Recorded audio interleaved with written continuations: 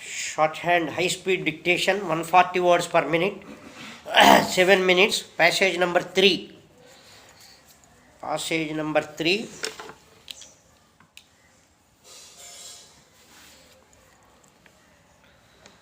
Right, 5 seconds.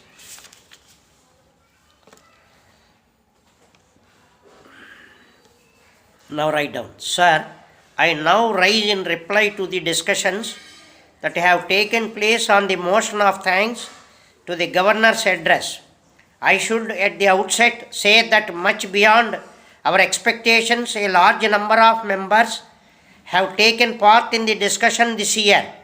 I am sure that it has afforded a good opportunity to the members to review the position as to what has happened in the last 4 or 5 months and perhaps during the last 2 or 3 years.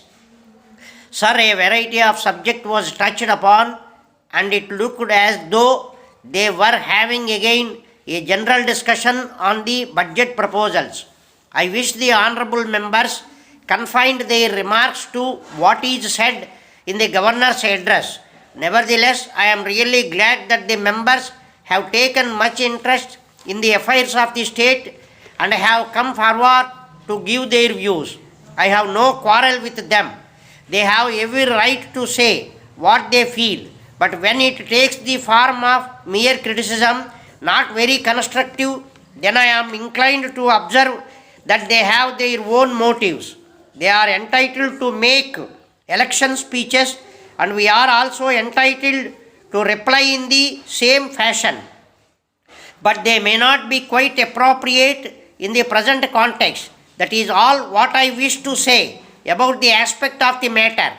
I took pains to furnish information about the various schemes included in the 5-year plan.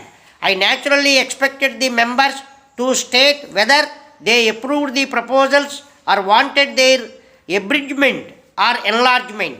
But I am surely disappointed when they diffused their attention on the so-called food situation instead of reverting their attention on the important document placed before them.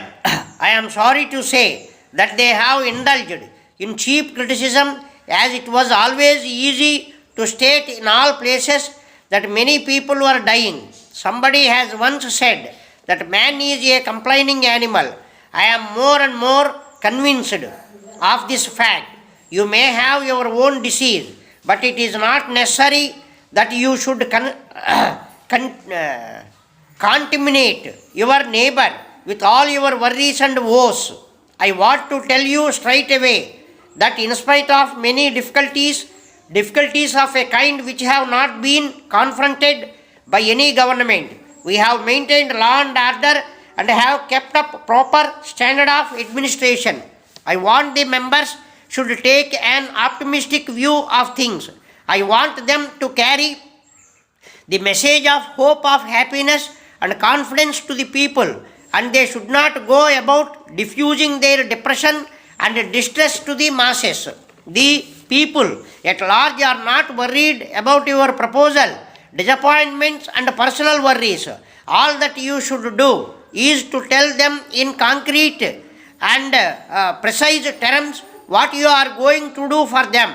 I have listened with great respect to all the speeches that have been made on the debate on the Governor's address, but I am sorry to say that they did not give me a clear indication of what they are likely to say to the people.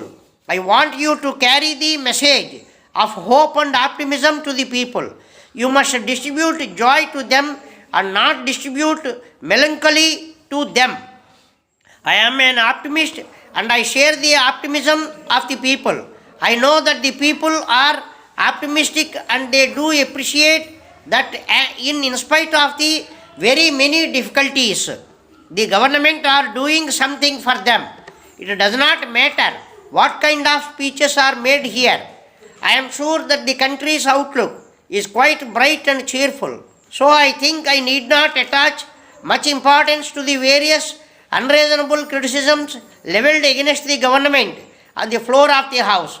Sir, much time has been taken during the last 5 years by discussion on the food situation.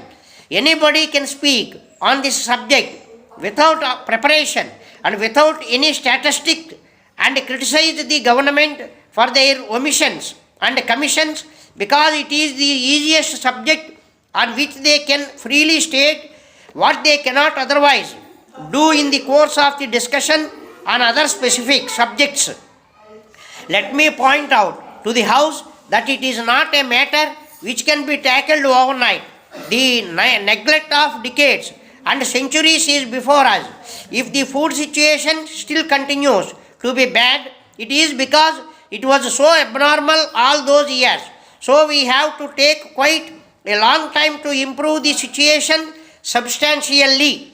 I think nobody will ever say that we have not done anything in this regard, having regard to the magnitude of the problem. However much we may wish to achieve quick results, it will certainly take some time. I therefore request the members to appreciate all these difficulties and bear with us for some more time. Some honorable members remarked that the case of this government has not been effectively put forward before the government of India.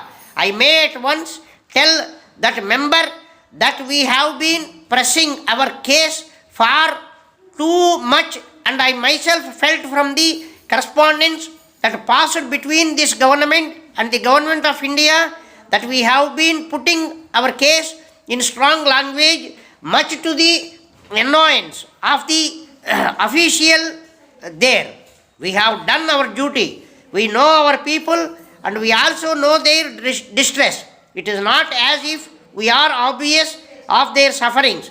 We have addressed the government of India in strong terms. With regard to Aaron, the honorable member who occupies a high position in commercial circles, advised us to take an independent line of action and not obey the dictates of the union government. It is a dangerous advice to be made at this juncture.